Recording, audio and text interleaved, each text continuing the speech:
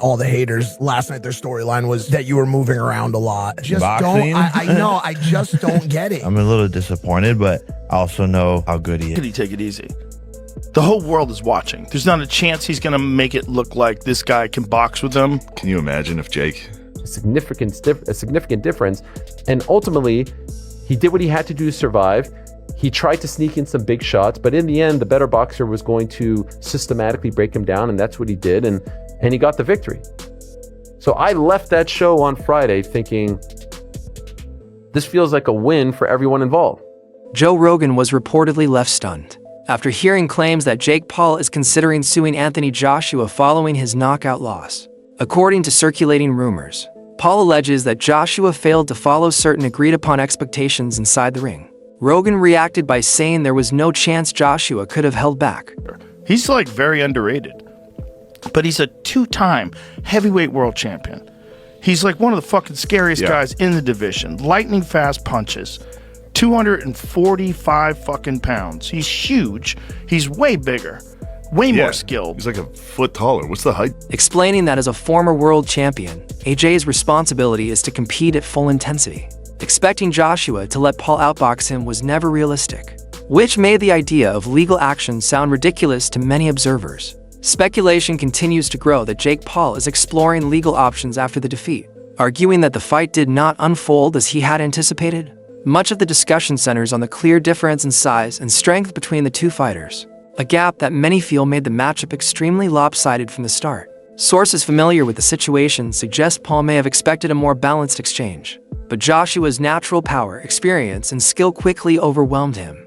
The boxing world has reacted with disbelief, with many questioning how any lawsuit could stand given the obvious physical mismatch and the outcome of the bout. Paul's filing a lawsuit and will be taking legal actions days after getting knocked out by Anthony Joshua. So Jake Paul, who suffered a broken jaw after fighting AJ, has had enough of people questioning his legitimacy. JP's manager, Nakisa Bidarian, who's also the MVP co-founder, revealed that they're cracking down and will be suing a number of people for false claims, aka defamation. Folks, claims of Paul and Joshua having an agreement that Anthony Joshua disregarded that eventually led to Jake Paul getting knocked out have been circulating online, henceforth the reason for suing these people who keep on saying that JP's fights are rigged, scripted, or fake. As for Jake Paul himself, well, he recently spoke to his brother Logan and confirmed that 4 titanium plates are in place due to his injuries, with their mother also confirming that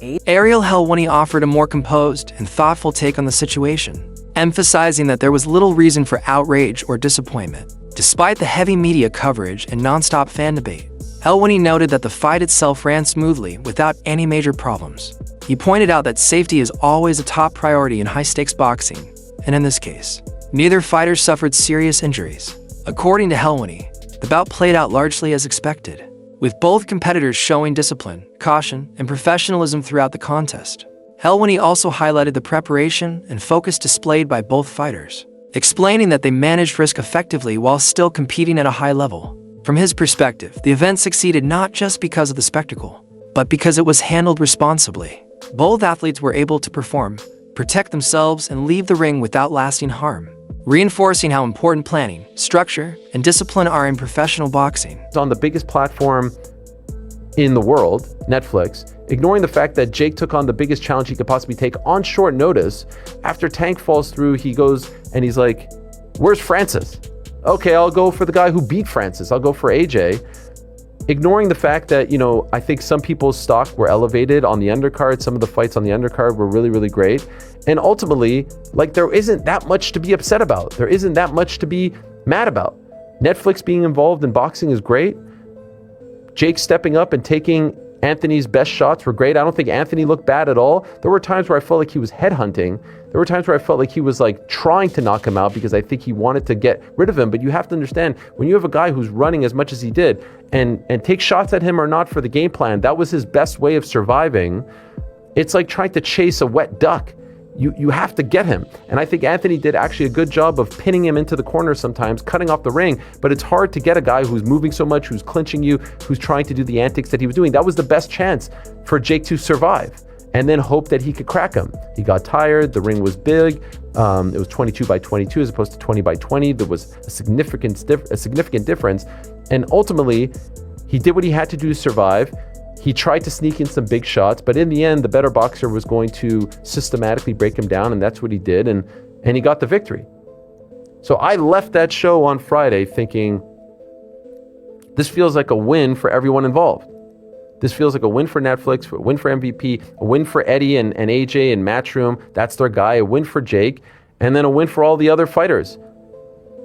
I actually thought, in a way, it was the best of all the Netflix cards so far as the 3 MVP cards. People were a little disappointed with Taylor Serrano and the main event and the lack of action. People had their say about, Jake and Tyson and the streaming issues and whatnot. This was one that I felt like it was like, if you are looking at it, with a clear mind, clear conscience, no bias, check. That was my view. Now let me ask the team, what did you guys think? Rick, I'll start with you. I've not asked a single one of you what you thought. Rick and GC were in attendance. You guys were watching it. Didn't see you guys, by the way. I saw my mom and sister. I was looking for you guys. Couldn't see you. Was hoping for a wave. Was hoping for a little, how are you? Didn't see you guys. What did you think?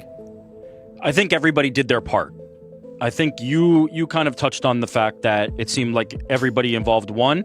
I don't know if I say that. I think you could kind of debate individuals, but I think everybody did their part. And for that, I mean, for the longest time we've been hearing, and the outcry has been, Jake Paul doesn't take real fights. We have to see Jake Paul in a real fight. That's the only thing that I care about. He doesn't take real fights. He only fights old people. He only fights this. He only fights that.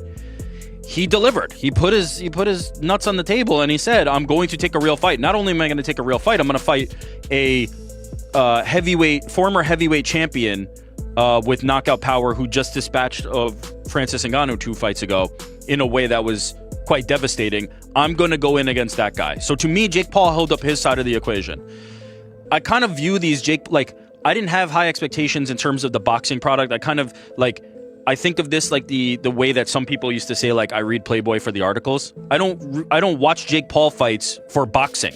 I watch Jake Paul fights for spectacle. Like, if you came in thinking that this was going to be a display of the greatest boxing you've ever seen, you're just misinformed. Like, I don't know what you could Outside of the action, attention has also turned to the financial side of the fight. Reports suggest that Anthony Joshua has already lost a large portion of his purse to taxes and other deductions, leaving him with approximately $43 million to split between himself and his team. This revelation highlights the realities of elite boxing, where even the biggest stars don't take home their full earnings. It serves as a reminder that the business side of the sport can be just as complex and demanding as the battles fought in the ring.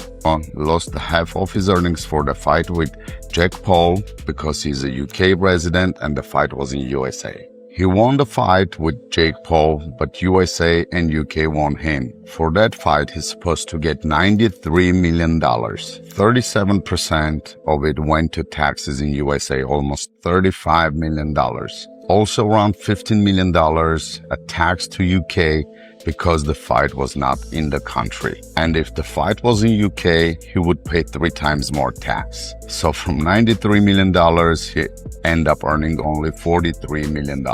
This is weird, guys. If the fight was in Dubai, he would get all $93 million. Here, the government supports you to make money, not to lose money. Anthony Joshua and all the other sports guys, contact me and I will help you to move. Eddie Hearn also weighed in, offering clarity on how the contest unfolded. He stressed that the fight was straightforward and conducted without unnecessary showmanship. Hearn explained that Jake Paul was fully aware of his own limitations and understood that beating a fighter of Anthony Joshua's caliber in a conventional sense was highly unlikely. With that understanding, Paul approached the fight cautiously, focusing on minimizing damage rather than trying to dominate. Hearn noted that Paul relied heavily on movement, defense, and avoidance to reduce Joshua's opportunities to land clean, fight-ending shots. This strategy, he explained, was about survival and smart risk management, not control of the bout. According to Hearn, both fighters entered the ring with clear goals and realistic expectations, prioritizing professionalism and safety. As a result, the fight became a measured and controlled encounter, shaped more by strategy and awareness than reckless aggression. Say, well, Jake was running and Jake was hold. But listen, I mean, at the end of the day, Jake had one job, and that was to try and survive. I mean, he was never ever going to win the fight, ever. And if you would have said to me, do I think he'll go 6 rounds? I would have said absolutely not. I mean, I felt that it would take AJ a couple of rounds to get hold of him, because I knew Jake can move a bit and he'd be moving off the back foot and he'd be holding. But it was the way that he did it, I think, was actually quite impressive. Like, not that particular part, but the way that he would, the way that he was strong in the clinch. He wouldn't let AJ get his shots off in the clinch. He made him miss a few times. And obviously AJ's been out of the ring for a while. But to be honest, I think the most fascinating thing of the whole night in terms of the fight was how he didn't get flatlined by that right hand. I mean, I said going into the fight, he's probably going to take AJ a few rounds to get hold of him. And I also said, as soon as he lands clean, the fight's over, right? He landed a few before, but the first that he landed really clean was the final shot.